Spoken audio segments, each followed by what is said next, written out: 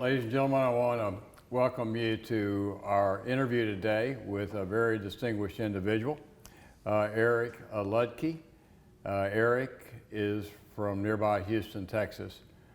And Eric's father was one of the most distinguished sculptors to ever call Texas home. And his work is truly incredible.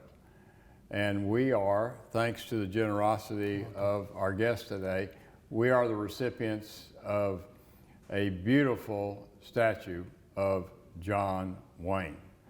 And we think there could never be a better place for John Wayne to reside than here at the Bride Museum, because he epitomizes much of what we think about when we are trying to indoctrinate or inspire people with the story of the settlement of the West and the spirit and the enthusiasm that sponsored that event by people like John Wayne played throughout so much of his career.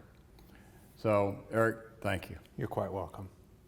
Now, would you begin by giving us a little bit of insight into what it was like to have your dad as your father? Yeah. Well, my dad was a wonderful, wonderful man. He passed away 13 years ago, and his studio was in our home. We had converted the garage into a beautiful studio, and I remember as a kid growing up and watching my dad work. Would he let you come in there? Absolutely. He wanted me there. He did? Yeah, I did a lot of things to help him around the studio, whether it be cleaning out clay from the plaster molds or stacking clay.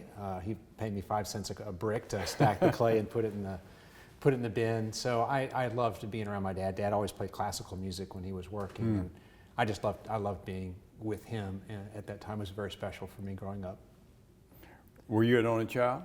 No, I have 2 sisters. I have an adopted sister from Korea. My dad was a romantic in many ways, and one of those was helping at that time to adopt some children. So he adopted a young girl from Korea at 4 years old, and then I have an older sister as well. Huh? An older sister? Yes, sir. And were you all close as a family? Pretty close.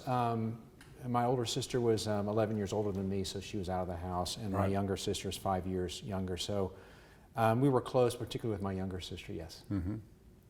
So when you would be in your dad's studio, did he ever talk about what he was doing and what his inspiration was, or about how he saw what he was trying to accomplish? Yes. So what happened was my father always had an instinct to draw.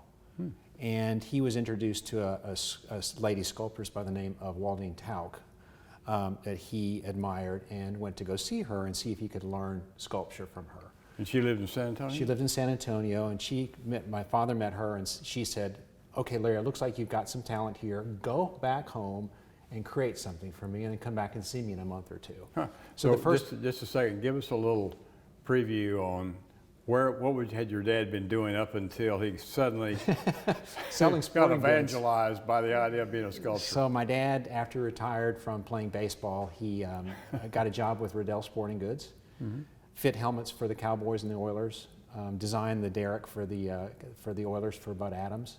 Wow. I remember going to the Cowboy training camps and being there with my dad as he fit the helmets. He also designed the SMU Mustang around the helmet of the SMU football helmet.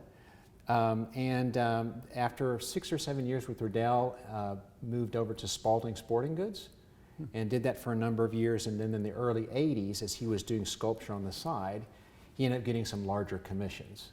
But it all kind of came back to Waldine Tauk, who basically said, "Larry, I think you've got some talent. Go back and create something for me, and we'll work together."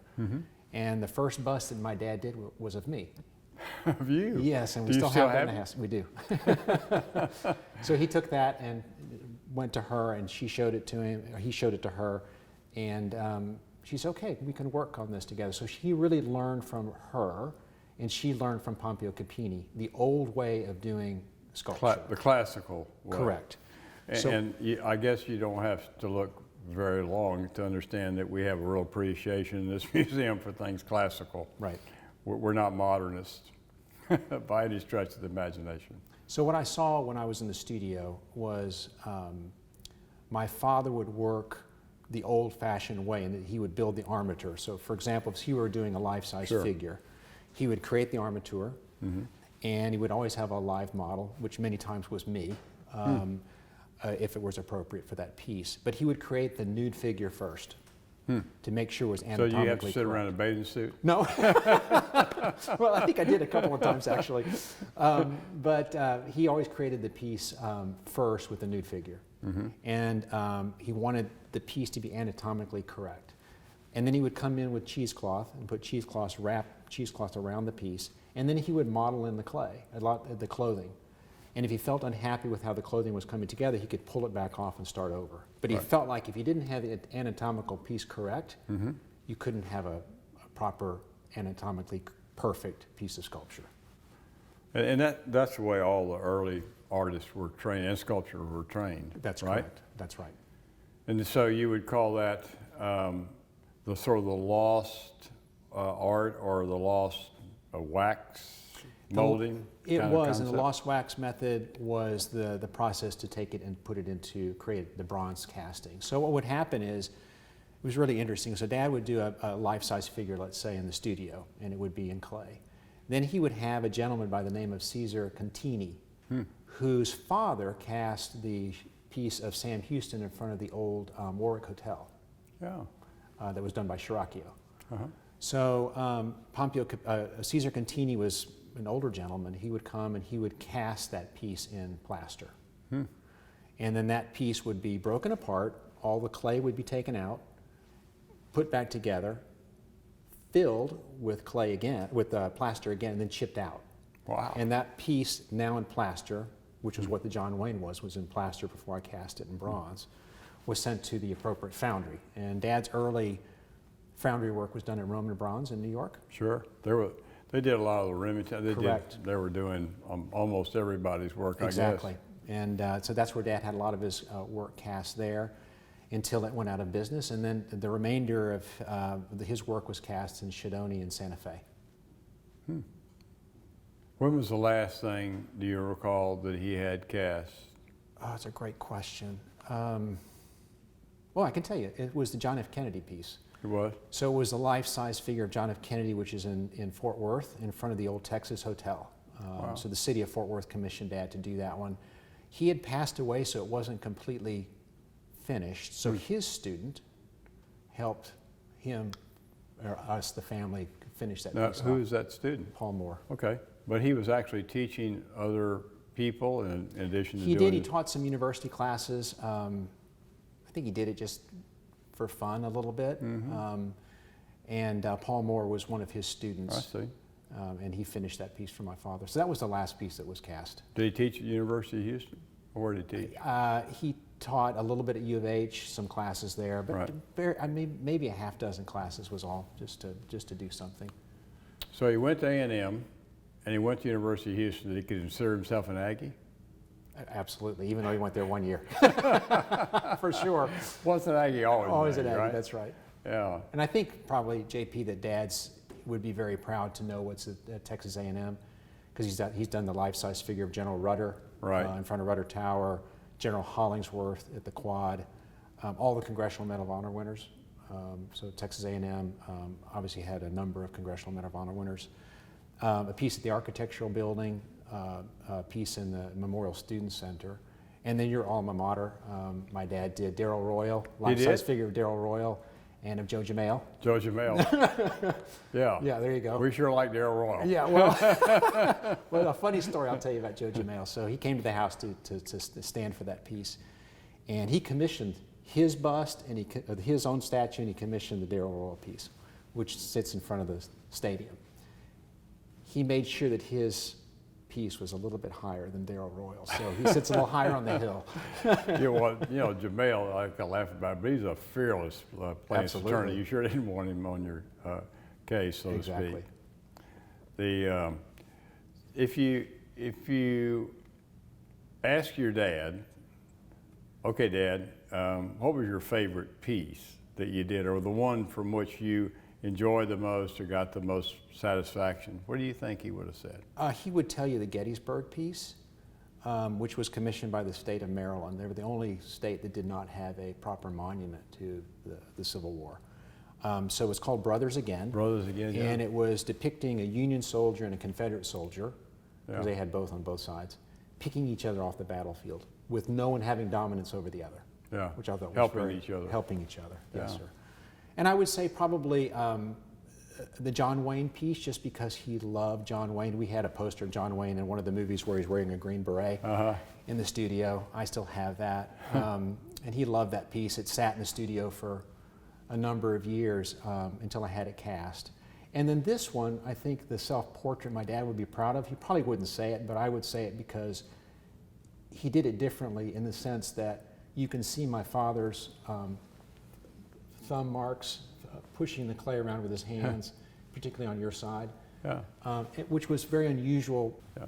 but you can see where he pushed it up. Yeah, right. But this is the way he liked to work. But when he did heroic figures, he wanted the detail right. But he loved working a little bit in abstract like this, where he could get his hands into it. And I think that was something he was very proud of. Like he did Mr. Alkek Or yeah. in front of the MD Anderson in this fashion. Wow. So he really liked that style, but he didn't do much of it. Did he do research on the individuals that? Everything. My dad was probably not as well read as you, but extremely well read. So everything he did, whether it be Wild Bill Donovan from the CIA, Yeah. he read everything. Or any of the historic pieces, anything on Sam Houston, he read everything. He wanted to know the character of the person, and I think he was wonderful at being able to bring that out in anything that he created. He just didn't want to cheat anything. Huh. Tell us about how he got involved with doing Babe Saharis's sculpture. So my father was commissioned back in the mid-'80s by SeaWorld of San Antonio. It was owned by Harcourt Brace Jovanovich, the publishing company at the time, to do 6 life-size figures of Texas heroes for the Texas Walk in San Antonio. And one of those was Babe Saharias.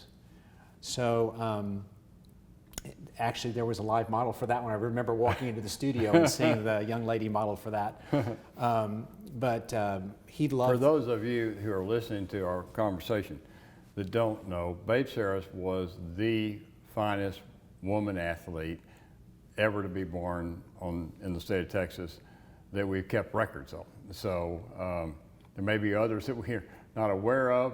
History maybe will uncover those, but Babe Saharis from Beaumont, Texas, and she could do it all. She was a professional golfer. She won the Olympic gold medal in track, 3 or 4 of them, I think, and just truly amazing. Had a wonderful career, and so his father was commissioned to do a sculpture of her, and it's a fabulous piece. I'd love to see it up close and personal, just looked at photographs of it, but it's marvelous. Thank you. And Dad also did, when my father would create the life-size figure, he always made a maquette, which was maybe a foot and a half tall, but it was his sketch for what he was trying to create. And then if that were the approved piece, then he would create the life-size figure. And something that's important too, he never had those blown up. A lot of artists today will take them and enlarge them. My dad would actually build the 10-foot armature in the studio. We had a huge studio with 20-foot ceilings in it and big scaffolding that would go around it. But he loved Babe Saharis, and my dad was a great sportsman himself. And the maquette for that large piece, I donated to Texas A&M University's women's golf team as a character award, and the first award for that will go this year, April 26th, for the female golfer who shows the most types of characters that resemble Babe Saharis. You're going to be there for the award? I absolutely will. How great. Yeah. That's wonderful. And so who do you think, just in terms of the research he did and what he had to say about it, of the people, who do you think his favorite personality was, or do you know? Or personalities, who did he really sort of identify with? As far as the sculpture that he Yes, did? I think he was fascinated by Wild Bill Donovan. Yeah. Who was the precursor to the CIA. He thought that was a fascinating piece that he did. I think he identified because he was a Texan, any Texas hero, I think he really admired. Sam Houston, we got a number of Sam Houston pieces of sculpture in my house that Dad had done. So I think he loved Sam Houston and what he represented. And his the life-size statue of Sam Houston is in the SeaWorld. It's in those 6 pieces now reside in the Henry B. Gonzalez Convention Center in San Antonio. So for all of you that are in San Antonio, think you need to go to the Alamo to see something historic, we got another opportunity for you here. That's great. Yeah. So, what about your mom and your dad? Did they? That's a great question. That'll Yeah. probably make me a little emotional, but I'll tell you what, they had a true love affair. Wow. So my father, my mother's 92 now, and she came to the States in the mid-50s from Berlin. And she was a teenager during the Second World War in Berlin. Got a job at Tempelhof Airport after the war, which brought her to the States because she got a job with Scandinavian Airlines. Huh. So she opened up the first SAS office in downtown Houston. And my father was introduced to her as a blind date, and they got married 6 months later. So my mother brought a level of culture that my dad didn't quite see, but my mother saw tremendous talent in my father. So on their honeymoon, they went to Turkey and traveled in Europe and saw all the great artwork. And that's what really inspired my father, was my mother showing him that. And he came and said, I think I can do that. And that's kind of what started the wheels moving to sculpture for him. You know, it's interesting that how provocative that was, if that explains it properly, the experience of seeing the European artists and artisans. I mean, the work that was, most of the people in Texas or in the United States that really gained ability or fashioned their careers in a more significant way did so from the inspiration they got examining all the European artists and what preceded them. I mean, it must be for an artist overwhelming to see just a whole museum filled with fabulous work, regardless for the sculpture or if it's watercolors or oils or whatever the artistic expression is. The magnitude of it is amazing. It's amazing, and it's very influential on people that really recognize the talent that goes behind something like that, right? And the natural ability to do that. But my father always felt that you could do anything if you could draw. So he felt that if you could draw well, you could get your perspectives right, that you could do anything with that. But the basics for anything, whether it be sculpture or painting, was always drawing. And that's what I think he learned the most when he came back from his trip. What would you think or say about your dad's faith? He was a quiet, God-fearing person. I think that he grew up in the Ludtke Church, which my great-grandfather... Tell us that story. Yeah, so my great-great-grandfather appropriated the land for what's called the Ludtke Memorial Methodist Church, which is off of, on the east side of Houston. It was in the family. We went every Sunday for many, many years. My grandmother played the organ for over 60 years in the church, and all my cousins and uncles and everybody sang in the choir. I was the only one that didn't like to sing, so I sat in the pews. My parents were married there in that church. So my dad had very strong faith, and many of the liturgical pieces that my father has done, such as the Pietà at St. Mary's Seminary, which is one of his early commissions, or the Christ Head I'd like to talk to you about later today. He did very quietly, very unassumingly, and he had a very strong faith in that. I think, when he was ill, he always recited the Lord's Prayer. So he always had that quiet religious side to him that he didn't push on anyone, but it was to himself. Yeah, I don't know if this is true, but you just get the impression of reading about the man and looking at him that he was also a very sensitive person. Very much so. My dad was a staunch Republican, and he had a good friend of his who was a golfer, who was a staunch liberal. And they got into an argument once on the golf course about politics. And my dad said, just because I'm Republican doesn't mean I'm not compassionate. I married a German, I adopted a Korean daughter, I'm an artist. You know, I'm Right. everything different than what you might think Sure. that I am. And it's, so he was very compassionate and very sensitive and very feeling about what he thought was right and wrong, Sure. but sensitive and empathetic to others. You can see that your dad, I think, almost developed an affection, I realize it's an innate object, but for those things he was creating. Absolutely, and I think that I remember many times, JP, where my dad would, at midnight or 10 o'clock at night, would come and say, let's go look in the studio. Because he'd have something in his mind. He said, what do you think about this, and what do you think about that? And he would ask me, and I was just a kid. But he wanted something. I think he did that because he wanted to know what kind of emotion it struck in people, what he was doing. And he liked my opinion. But he was very much feeling that the piece of sculpture should evoke emotion. And that was Yeah. Michelangelo's view. Sure. A piece of work needs to strike emotion in people, or it's not a piece of sculpture, it's, That's a, right. it's a statue. Well, that's the reason I take such issue with so much modern art, because I don't know how you get emotional over a dot in the middle of a canvas. You know, it's unless you're play darts or something like Right. that. I mean, it's anyway. It's the reason I love being able to see images that I understand and appreciate and can identify with, and it should be.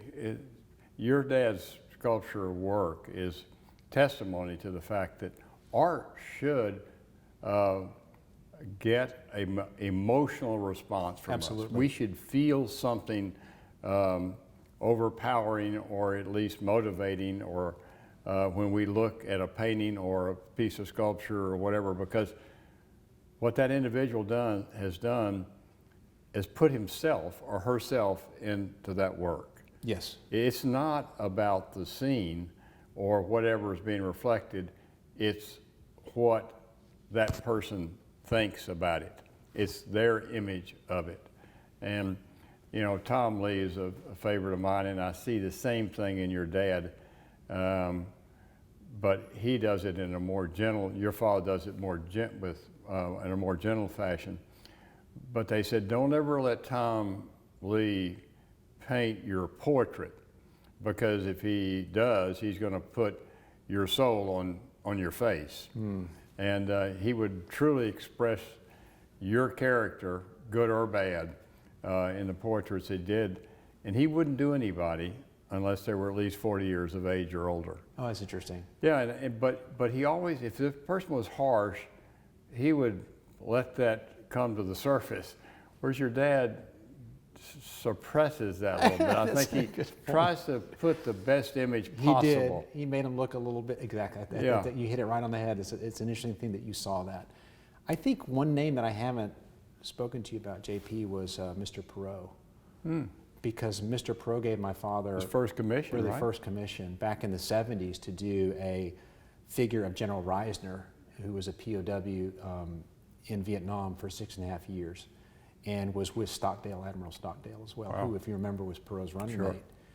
So that award has been given to the top fighter pilot out of the Academy since 1977. Wow. And the Didn't know Perot that. family still funds that after all of these years. So Mr. Perot commissioned my father to do that piece, a life-size figure of General Reisner. Bull Simons in Fort Bragg, who led the Sante Raiders in trying to rescue prisoners out of Vietnam. The Wild Bill Donovan Yeah, sure. in the CIA building. A number of other pieces that Mr. Perot had him do. Dick Meadows as well, who was part of the Sante Raid in Fort Bragg. So Mr. Perot was a very, very supportive of my father, and he would fly in to see the piece of work. He'd stay maybe 15, 20 minutes, said, "Looks good, Larry," and walk out. And he was just, and my dad never had a contract, did everything by handshake. The handshake? Yes, sir. Wow. But he was, what I think what's important out of that was talking about character. My dad loved heroes, American heroes, and he really did his research. He really understood them probably better than they understood themselves in many ways. Yeah. So he would be very proud of all those military figures and heroes that he did. Well, I think your dad would share the belief that we all have, that people are exceptional. or people can do exceptional things. And they may be for a moment in time, or they may be over a lifetime. But nevertheless, it's that conduct that we find such inspiration. And I believe it's at the core what drives an artist like your father to gain a significance from what he is expressing because of his belief. How could you do something of a person you despise or had no admiration for? You've got to see something also in that person's character or their performance historically that you say they're worth reproducing. That's a great point, because my dad has turned down commissions for that very reason, that he didn't want to do them. That's interesting. So what do you see as your responsibility now with your dad's legacy? What would you like to see happen? That's a great question. I've thought about that. I have 55 pieces of sculpture in my house. One of those used to be John Wayne, which now has found its wonderful home here. So what I have done since Dad passed, I took all of his molds. I have them in air-conditioned storage for all the pieces he did, particularly the maquettes. I've had all of them basically cast now. And I'm trying to place them in the right spot. Right spot. So the maquettes, for example, of Darrell Royal is now at the Hall of Fame at UT. There's Abraham Lincoln that I donated to the Law Library at the University of Texas. What we've done here at the Bryan Museum.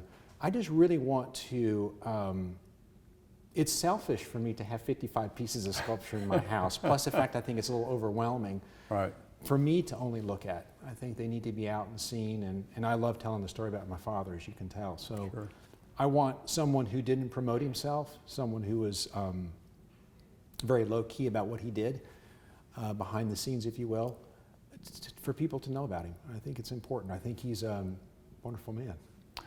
I love hearing you say that about your dad, because a lot of people don't or can't, because that wasn't the relationship they had. But what you've gotten, not only as a person that was very talented and gifted, you can enjoy his accomplishment, but also he was a good dad. He was. He told me three things. He always said, "Eric, take care of your job, because nothing's possible in the material world without your job."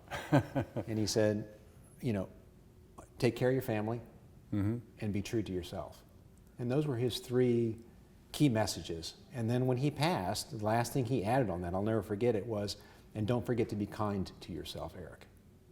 And I think we're hard on ourselves sometimes. I think that's what he wanted to pass on to me was, do the right things, do everything you can to be the best person you can, but also don't be too hard on yourself too. So if you were trying to give, let's say, a tribute to your dad or his obituary or whatever it would be, in a few words, how would you describe your time with him and your impressions? Well, for one, I miss him terribly. Love to play golf with him. We played golf all the time. But he lived by what I just told you. He took care of our family. He took care of his work. He did the best he could. And he was true to his talents and what he wanted. And I think that is probably the most important thing that I take from him, and that I would want to know that he, I think, is a last of a really interesting generation that I don't want any people to forget. Do you believe he is the last person to cast sculptures in the classical style? I do. I don't know of anybody who else does it the same way. Most sculptors today, whether even one of my father's students, would now take the piece and blow them up. They would enlarge them. And because of computers and to be able to digitize these pieces, you can almost get it perfect. So Dad would have thought that was cheating. He would have liked to. He would continue to do what he was doing, even if he had the ability to enlarge them. I was looking through the information on your dad, and I saw where there were 3 little vignettes of you can do 3 things, and the final one was if you do it with soul, spirit, and You're an artist. Yeah, Yeah. you're an artist, right? Or was that, did he get that from? He got it as a quote from someone else, and I don't Yeah. remember who. Right. But he had that in the But studio. he had it in his office? He had it in the studio. Had it in the studio? Absolutely. Well, what would you want to do to preserve his legacy? Yes. I think what we've done today is a great step. I wish I'd have found out about you earlier. Because it's a beautiful museum. And Well, it's I a think- wonderful place. I This is think the first- idea of doing what you're doing, like here, find other venues for because we're going to be great respecters and promoters of the work that you've so graciously given to us, because it's fabulous. Thank you very much. And I think it's in the right place. I do too. I think it's a perfect place for it. I wanted the John Wayne to stay in Texas. Yeah. I don't really want any of the pieces to leave out of Texas, even though we've had some requests for that. From a legacy point of view, I have all the pieces cast now. I have all these wonderful molds. I'd love to figure out what to do with the molds because they are historic. I don't want to destroy them. We've seen what happens. You Sure. end up destroying something Right. that probably shouldn't have been destroyed. And figure out what next step to do with those pieces. I've got the clay that my father used, which Pompeo Capini used. It was an oil-based clay called plastiline. You still have it? I still have it. I brought you some. Wow. So it's wonderful smell. It smells in my father's studio. Gosh. Great. But that was passed down from Pompeo Capini to Waldine Tauk. And then I remember as a kid going to San Antonio with a big truck and loading up all that clay and bringing it back to Houston because she passed it on to my father. Gosh. So that may be, well, obviously Over is. 100 years old. Yeah, 100 years old is probably the only source of it left, right? It is. And it was interesting because we had a couple of pieces that were in clay in the studio and that had been sitting there for many years. And what happens, the oil starts seeping out of the bottom of it, so the base was full of this oil. It was really interesting. See. Well, that's a very wonderful story, Eric. Do you have kids? I do. I have a 12-year-old and a 15-year-old. So I had my 15-year-old, she was born in Israel.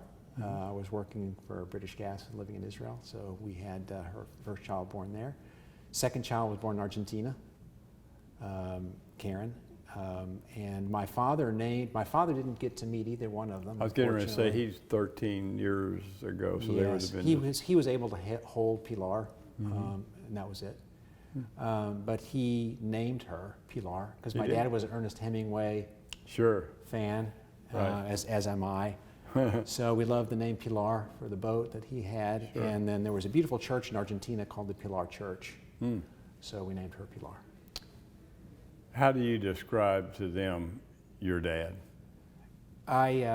It's really interesting because they don't know him other than the sculpture. Yeah. So like yesterday before I left, I said, look, girls, it's an important day for the Ludtke family tomorrow. So this work is going to go to a beautiful museum and that your grandfather's legacy will live forever. And I said, these are important things for you to know.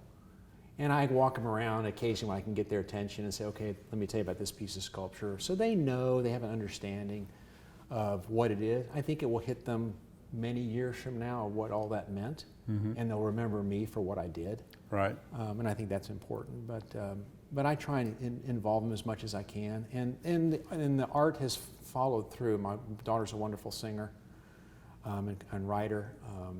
She actually signed a contract with Apple company for an album at 15, which is really neat. And then my little daughter is a wonderful drawer. So it's kind of It's in the family. it's in the family. Oh, great. What about the studio? The home was sold. The studio, it's still there. I don't think it's used as a studio anymore. I drive by it occasionally and see it, but it's in another ownership today. But it's in Spring Branch.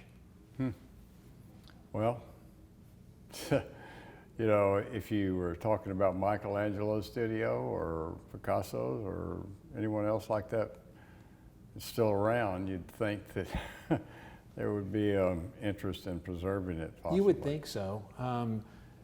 My father actually took that, it was the garage, and he knocked out the ceiling and extended it out, and it built 22-foot ceilings with big sky with big skylights there, because he wanted the best sunlight. As you can tell, artwork is very hard to. One is hard to display Right. For lighting, but Dad wanted natural light because he wanted to see how the shadows. And he said the best way to look at art, by the way, was squinting. Squinting. A slight squint, since you could see the shadows. Because he always wanted to see, did I get it right? And you could see the shadows in the eyes and the mouth and things like that. He's always kind of squinted a little bit. That's what he told me. Interesting. And that's why he liked to look at it, I think. So my father was approached by the Cowboy Hall of Fame in Oklahoma City to create this life-size figure of John Wayne. And Dad had done all the inductees into the Cowboy Hall of Fame, portrait sculptures. I didn't know that. Quite a few pieces there. Yeah. So he was commissioned to do this piece. As my dad usually worked, it was a handshake. And he said, I'll just go ahead and start making the piece. And for a variety of reasons, it fell through.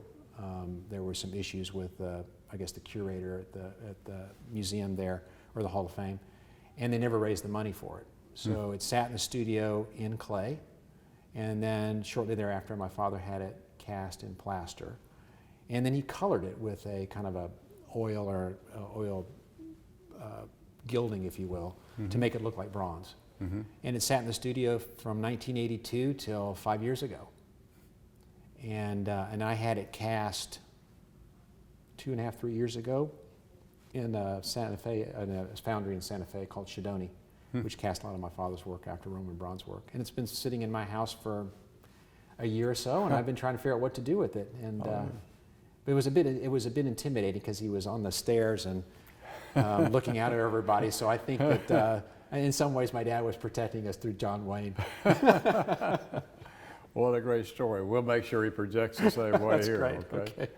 Well, Eric, again, thank you so much. You're quite for welcome. Your I want to thank contribution. you. I mean, it's very kind of you to consider this, and to have my father's self-portrait next to that is very meaningful to me. So thank you very much. Well, thank goodness he's also very handsome. Yeah, thank God. Thank you very much. You bet. Yes, Thank sir. you. Thank you.